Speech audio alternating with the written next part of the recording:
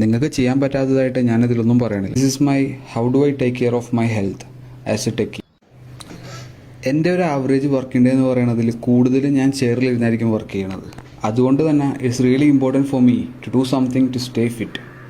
ഇതിൽ first and foremost ആയിട്ട് ഞാൻ നോക്കുന്നത് the food that I eat, because we are what we eat, right?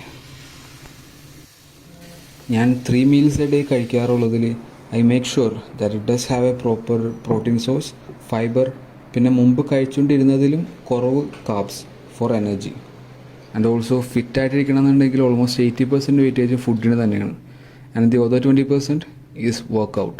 I usually aim for 30 to 40 minute workouts 5 days in a week, because my motto is to be fit, not body building. പിന്നെ ഇതിനേക്കാളൊക്കെ ഏറ്റവും important ആയിട്ടുള്ളത് the elephant in the room is sleep. We should give proper rest to our body by sleeping. അത് നമ്മളെ recover ചെയ്യാനും heal ചെയ്യാനും and it makes us ready for the next day. So please prioritize sleep according to your own body clock.